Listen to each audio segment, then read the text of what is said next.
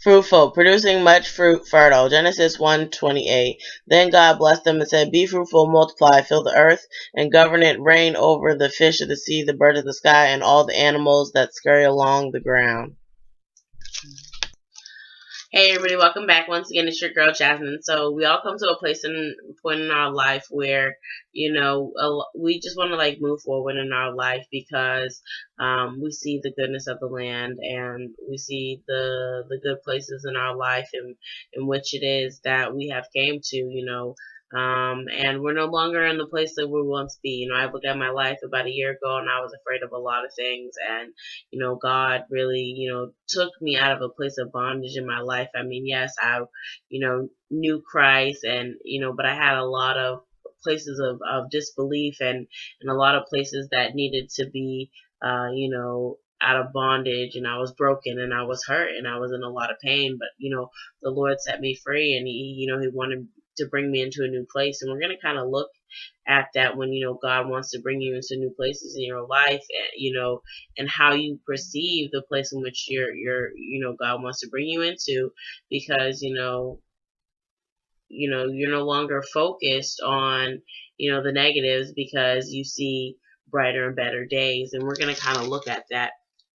So it says in Numbers 13, verse 26, and they went and they came, and Moses to Aaron and all the congregation of the children of Israel into the wilderness of Paran and Kadesh, and brought back word unto them and unto all the congregation, and showed them the fruit of the land. So basically, Moses had the children of Israel go spy out the promised land which God was going to give them, and they came back with the word.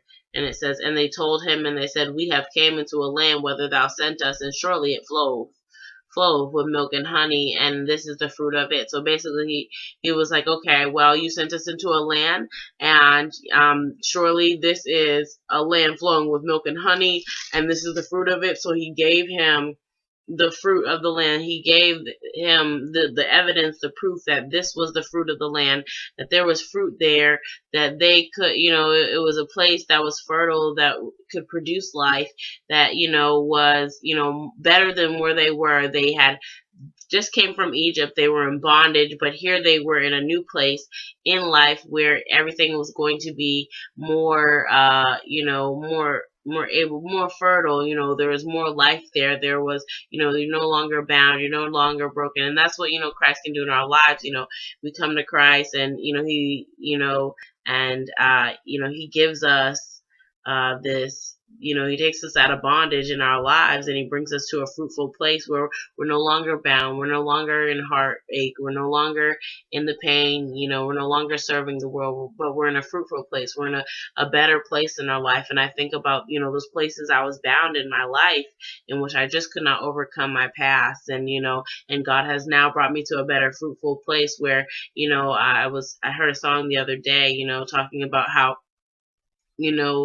it was talking about sowing seeds of love, how about basically, now that I know, what it is, because I was in disbelief, I was bound in those places, but now that I know what it's like to be free, now I can go out and sow seeds of love, because I know what it feels like to be free, and feel, God's love, and know that you're loved, and I am able to overcome those places. And we're going to kind of see that, there's a lot of the times what happens is we forget about, we overlook the places of bondage, because, we see brighter and better things, because, we don't want to think about the negative or the obstacles ahead. We don't care about the obstacles ahead.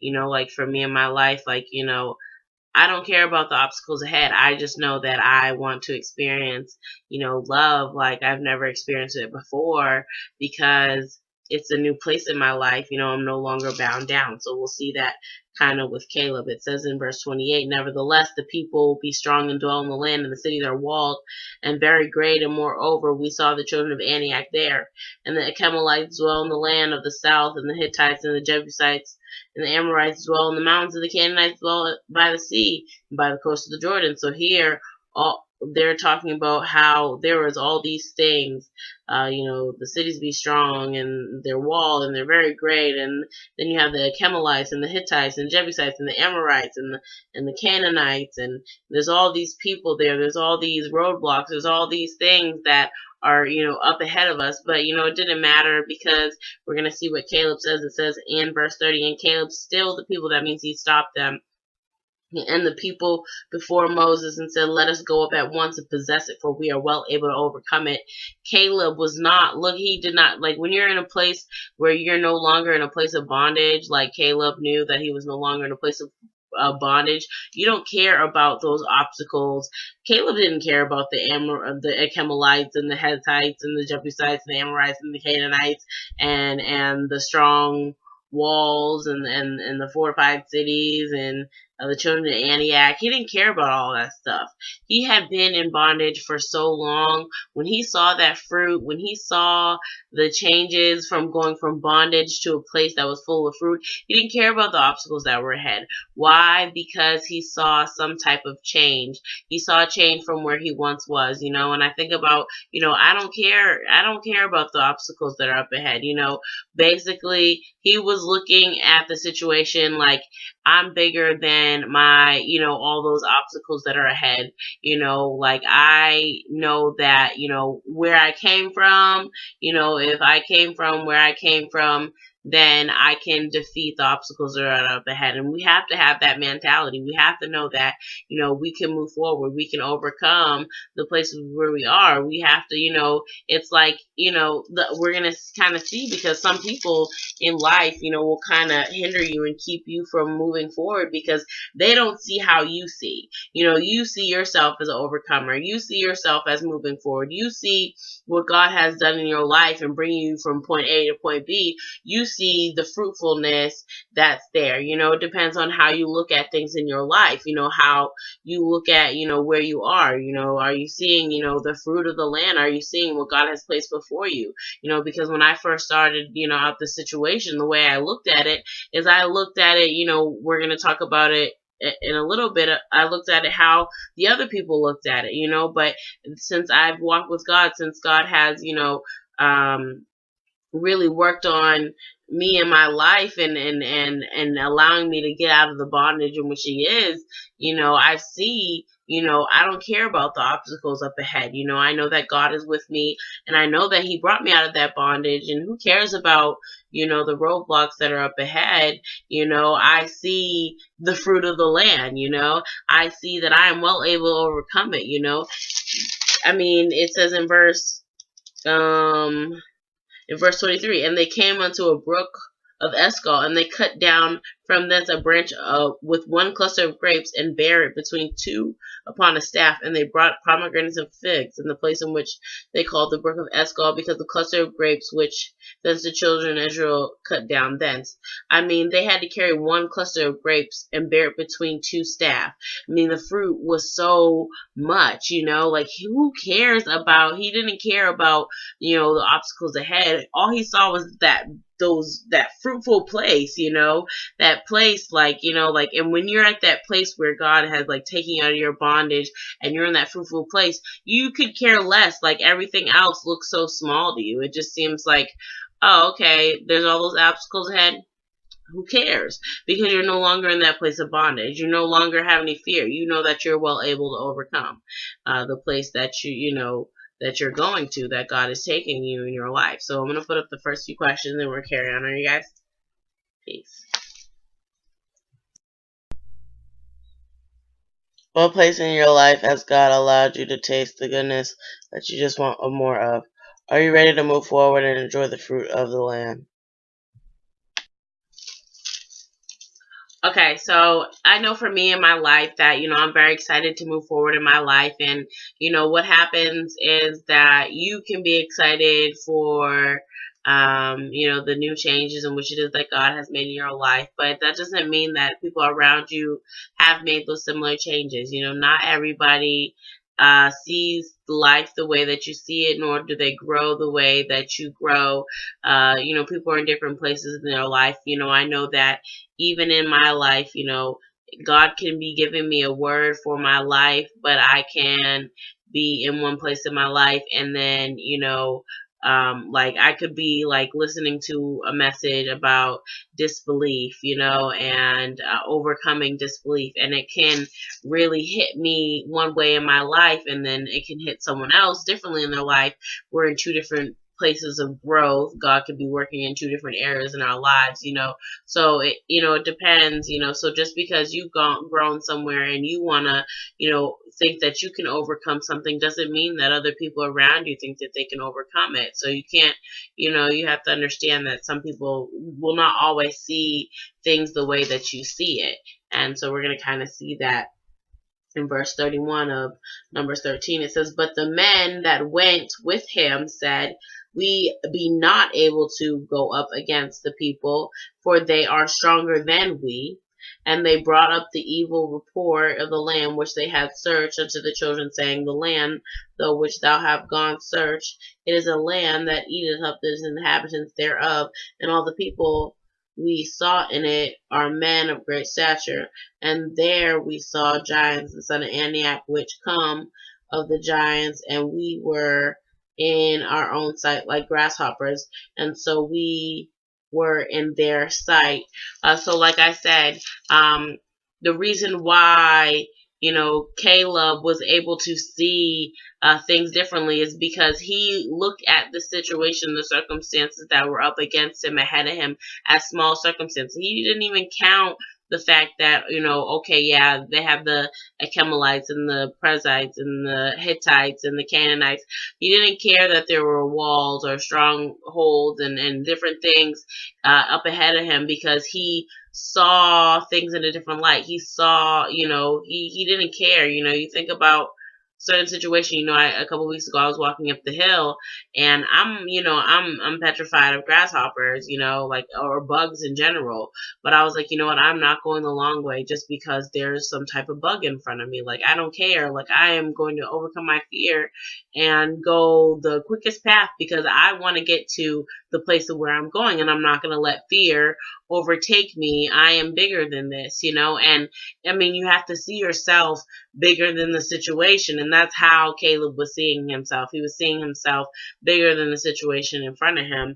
And when you can do that, you can, get the things in which it is that God has for you. If you don't have that disbelief, if you can see things the way that God sees them. And, Caleb saw things as, okay, my God is bigger than all those obstacles ahead of me. But the other people didn't, they didn't see it, and sometimes people can hold you back in life because, they don't see things the way that you see it. They said that they were like grasshoppers in their own sight. So basically they saw themselves as small in their own sight, and like I think about, me in my life, I see myself, in a bigger place than I once saw myself, like once the obstacles in which I thought, were so large in my life, are no longer, something that is big.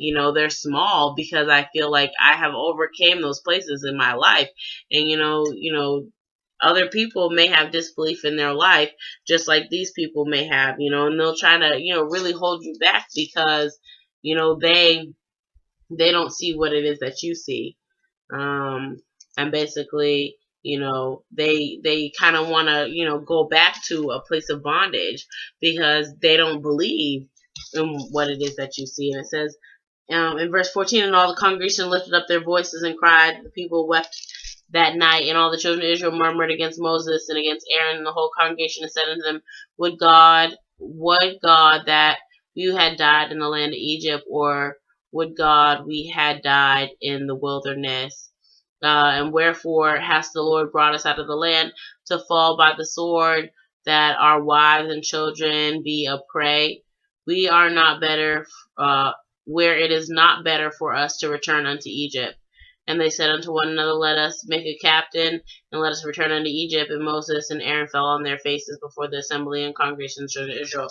They did not care. They wanted to go back to the place of bondage, and like they will basically want to take you with them, because they are petrified, they are scared because they can't overcome their situation. Though you see your situation as small, they may see the situation as large, and we can't do this because, we see the obstacles greater than, you may see them. And, sometimes, we have to look at the situation and be, the bigger person to step up and, make that move of faith, because other people won't do it because they're so afraid of what it is that's in front of them, because of the way that they view themselves, and, the way that they view themselves and their disbelief in their life, and sometimes it does take, a person to make a bigger step of faith and take that leadership, but you can do it, you have to believe, I'm all able to overcome it. And sometimes it takes someone who, believes that, God is bigger than the situation or the obstacles ahead, to allow, situations and circumstances to change because, you have that faith, versus other people who don't have that faith in those places in life, who are still struggling, who still see the situation as big when, it's really small. And because, especially when God's in it, if God's in it, if God's bringing you to a new place in your life, if you don't see it the way that, God sees it, it's going to be very hard for you to move forward. So I'm going to put up the next few questions and we're going to carry on. Are there others around you who do not see the things the way you see them? They see the situation as too big, looking at the negatives over the positives. Alright, so we're going to kind of be in 1 Samuel 17. And so basically there was a giant named Goliath, and other people were standing in front of Goliath. And Goliath was basically this huge giant, and he had everything prepared for battle. And he was sitting in front of the children of Israel.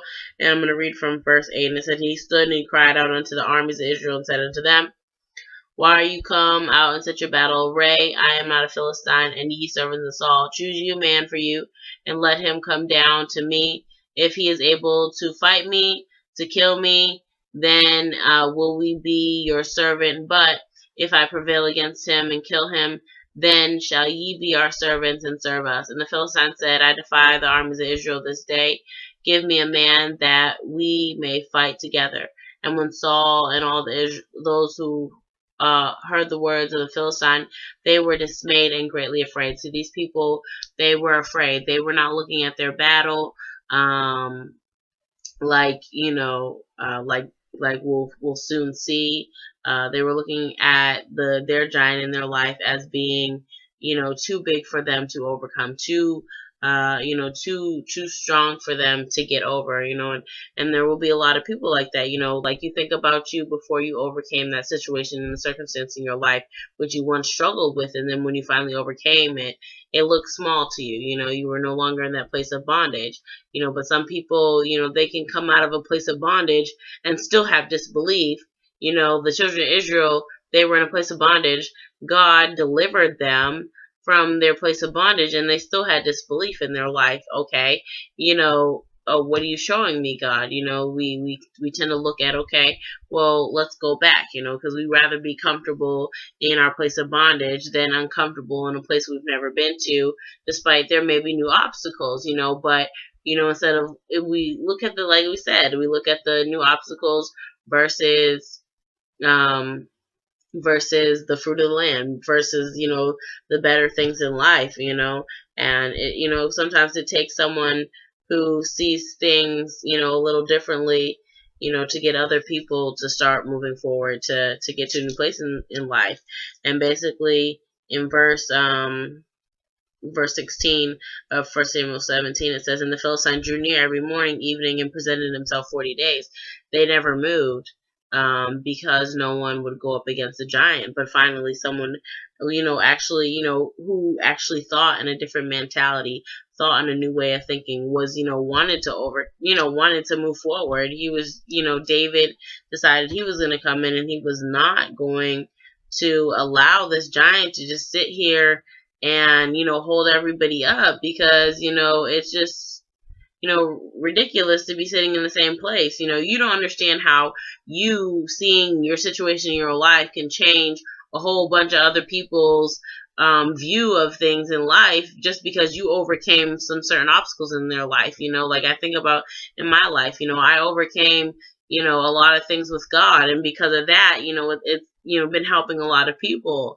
And so, I'm no longer serving my giants in my life. They're serving me. Why? Because I, was able to defeat them, and that's what David did, and when we look at, David looked at his giant as nothing too big. He saw God bigger than, those giants. And that's kind of how Caleb was. Caleb saw God bigger than those places. And we'll see that it says in verse, 37 of 1 Samuel 17, David said, moreover, the Lord that delivered me out of the paw of the lion and out of the paw of the bear, he will deliver me out of the hands of the Philistine. And Saul said unto David, go, and the Lord be with thee. And then in verse 40, and he took his staff in his hand, and he chose 5 smooth stones out of the brook, and he put them in the shepherd's bag, which he had, even in a scrip, and his sling was in his hand, and he drew near the Philistine, and the Philistine came on and drew near unto David, and the man that bare the shield went before him. And when the Philistine looked about and saw David, he disdained him, for he was but a youth, and ruddy and fair countenance. And the Philistine said, David, I am a dog that thou comest with staves. And the Philistine cursed David by his gods. And the Philistine said unto David, come to me, and I will give thy flesh unto the fowls of the air and the beasts of the field. Now we're going to see one thing about David is David was young. And so basically, he said he was young and ruddy and of a fair countenance. And so the Philistine, the giant looked at him like, hey, you're nothing, because, you don't even look like, someone who can sit there and defeat this issue, defeat this problem. You'll never overcome it. But David never looked at his situation like it was something so big, just like Caleb. He never looked at, the obstacles in the land as something so big. He looked at them as something that he was well able to overcome. And if we don't have that mentality of, okay, I can do this, I'm well able to overcome this, then we will never be able to move forward, and it gets very exciting when you're able to move forward, when you're able to say, hey, I can move forward, and I don't care about those obstacles ahead. Why? Because I have God by my side, and the fruit of the land in which I see is so much better than, where I was, and it had, the obstacles look this small compared to what I'm actually reaping and what I'm actually, like I look at my life. Yeah, I know that, in any type of relationships, they have problems, they have issues, there may be struggles, there may be, different obstacles and road bumps I may have down the road, but, it doesn't matter. Why? Because I know that now, my fear is no longer in the way of me moving forward. The issue of the children of Israel right here with David, as they're fighting Goliath, is it wasn't the fact that, Goliath was big, but their fear was in the way. When fear is in the way, it can cause you not to move forward. And for me, I've been afraid of love since I was like, as young as I can remember, my whole life, and, now that, I stood in front of my giant, was like, look, I'm not going to do this anymore. I want to move forward. And that's what you have to want to do.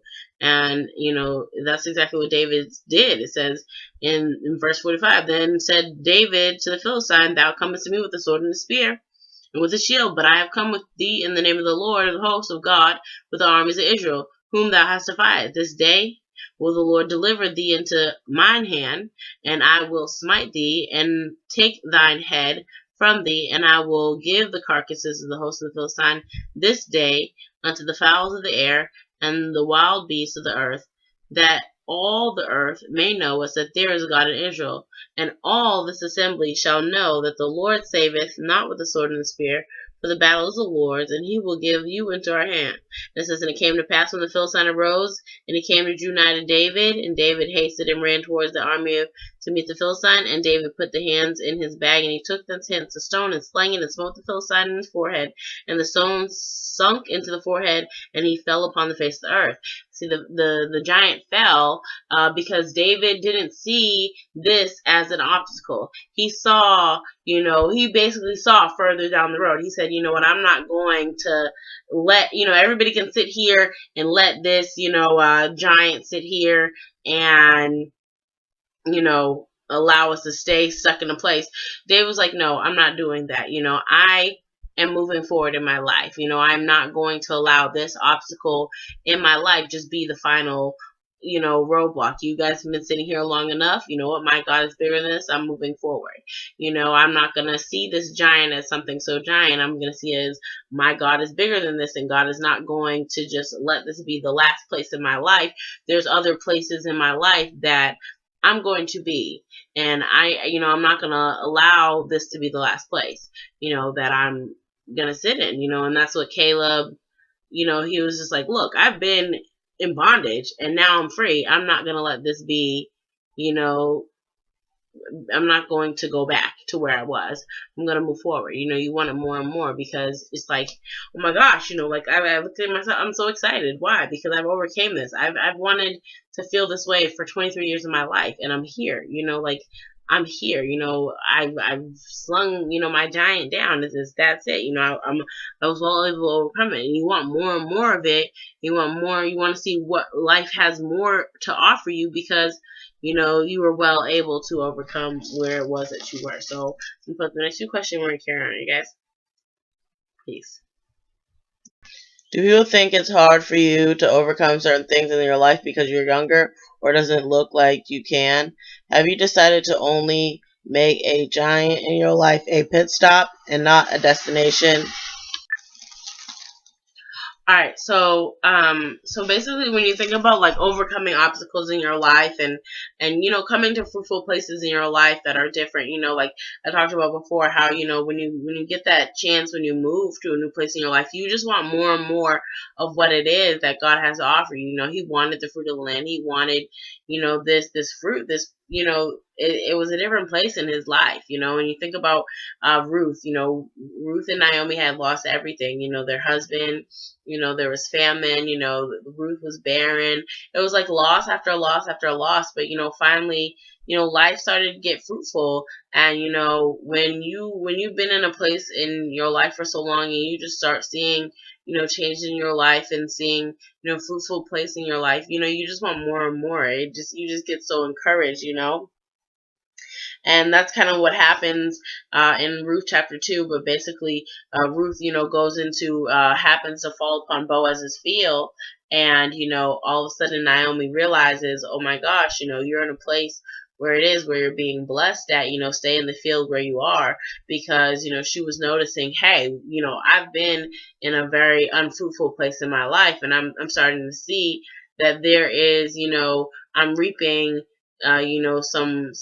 something, there's something coming towards me. There's something better. I see that, the more, if she kept telling basically Naomi, if you keep going back, go back and go get something more because, you're reaping something, and you're reaping, something, I see some fruit there. There's fruit there, after being in a place where there hasn't been any fruit, where there's been famine, where there's been loss, and to finally reap something fruitful, you get very excited, especially when you've had so many losses in your life. And that's how it is in my life. I'm so excited now because I'm finally seeing something fruitful in my life, and I've never seen anything fruitful. It's been, just discouragement after discouragement after discouragement and heartache. So in verse 20, and Naomi said unto her daughter-in-law, blessed be he, in verse 20 of chapter 2 of Ruth. And Naomi said unto her daughter-in-law, blessed be he of the Lord, who hath not left off his kindness to the living and to the dead. And Naomi said unto her, the man is a near kinsman unto me, one of our next kinsmen.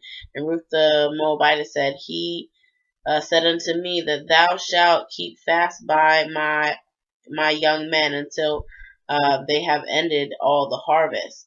And Naomi said unto her daughter-in-law, It is good, my daughter, that thou goest out with his handmaid, and that they meet thee not in any other field. So she kept fast by the maidens of Boaz to glean unto the end of the barley harvest and the wheat harvest, and dwelt with her mother-in-law. So basically, what we're seeing is that when Boaz took notice of Ruth, she just kept going back. Naomi realized, hey, this is a fruitful place. Keep going back to the place where you were, because where you're going, it is allowing you to be fruitful.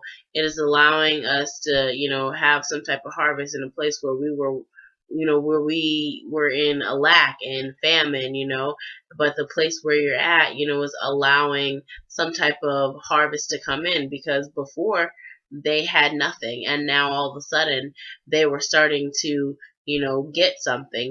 They were starting to become fruitful. They were starting to, they were reaping, but they were gleaning, but they were still reaping, and even though it was small amounts of what they were getting, it didn't matter, because they were getting something that was not there anymore, that once wasn't there before, excuse me.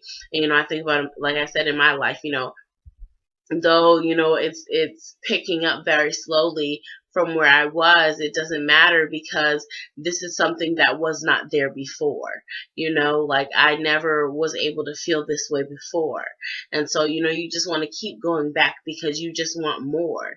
You want more of what you once didn't have. You think about when you first give your life to Christ, and you don't know what it is, but you give your life to Christ, and then you keep seeking after Him and searching after Him, and you just keep, God, I need more of you, and I need more of you, and you learn more and more, and you keep gleaning and pulling off the Word and going to church, and and God starts making change in your life, and just from you going back for more, then changes start happening in your life, and you're more fruitful, and your life, starts to change. I know that for me, ever since I've given my life to Christ, ever since I came out of, my places of bondage, when Christ delivered me from my sin, that, I've never gone back to where I was, but I've only been able to move forward towards more deliverance. The only times in which it was where I felt like, I allowed myself to get bound back up was when I decided to go out and do my own thing, because I thought that, okay, the world was better for me, like the children of Israel did. And, when we're in disbelief and we believe that, we can go back, and that, everything back there looks better, or that, the giants are too small, then, that's when we get troubles, in our life, and I think about when God first told me, some of the things in which He wanted to do in my life. I had disbelief. I didn't believe. I believed that the obstacles in front of me were bigger than, what they were. Instead of saying, okay, being at the place where I am now, being like, hey, you know what, God, I believe, and I know that I can do this. And we have to be in that place in our life where we believe, hey, I'm able to overcome this, be in a place in our life where we're like, hey, I can do this. I see the fruit in the land. I see this land full of milk and honey. I see the harvest. Yeah, there may be, some obstacles in the way, but I don't care about the obstacles in the way. I know that, God has not, is not going to bring me to this place in my life and allow it not to be different. But I see as me being able to win this battle. I see me able to overcome these issues, and it feels really good when you know that you can be in that place where, you notice what it is that God is doing in your life, when you notice the fruit, when you notice the harvest, when you notice that place is very fruitful, when, that, okay, I'm done with the damage. I'm done with, all that stuff. You think about God after the storm. God told Noah, be fruitful and multiply. Like, hey, all the damage is done. I brought a storm. Everything, was wiped out. All the corruption was wiped out. And now, I delivered you from, that corruption, all that stuff. Now be fruitful and multiply. Enjoy the fruit, be fruitful, continue sharing that, he had a good foundation. He had God, and he was, be fruitful in your belief. You believed me that, you could, basically, build this ark with me, that it was going to rain. You believed me. Now, because of that, you're fruitful in your life because you believe me. And go ahead, be fruitful and multiply. Continue on growing and producing more fruit in life. Don't go back to Egypt in disbelief, but live in a fruitful lifestyle. I think about, I'm never going back to believing that no one can love me. And I'm going to be fruitful in knowing that one day I can have a family and that someone's going to be able to love me. And, it's not going to ever go back to a place where it's like corrupt, like a place where I was once corrupt in my mind, but I'm going to be able to multiply in that area and be able to love people and be able to, experience new experiences. So I'm very excited. And I thank you guys so much for tuning in. And, if there's a place in your life in which, you've been, unfruitful in, and all I do is really encourage you to trust God with your life. If you've seen a lot of bad days, a lot of heartache, trust God in your life, and He can help you, see life so much differently. If you believe that God is bigger than those places of fear, those places of trauma, those places, He may have delivered you out of bondage, and if He hasn't delivered you out of bondage, seek God. He'll deliver you out of the place where you are, turn your life around, and He'll bring you to a better, fruitful place in your life. And you'll no longer have to think, hey, the obstacles ahead of me are going to be rough, but you'll be thinking, well, whatever, I'm way able to overcome it.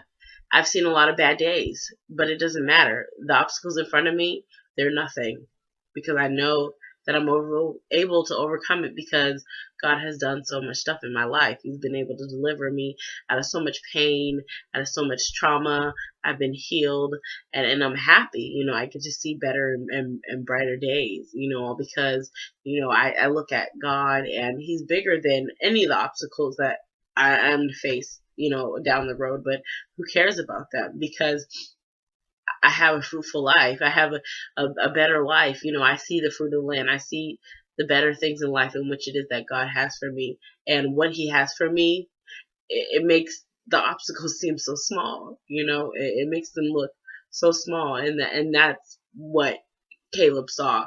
He knew that the obstacles looked so small because he saw the better things in which it was that God had. And so I thank you guys so much for tuning in, and trust God in those places in your life today. And I'm telling you, He will not fail you. All right, you guys, God bless. Peace. Has God taken your bad days and made them fruitful in a place in your life? Are you trusting the Lord with the obstacles ahead in your life, because the ones you have faced, He helped you defeat?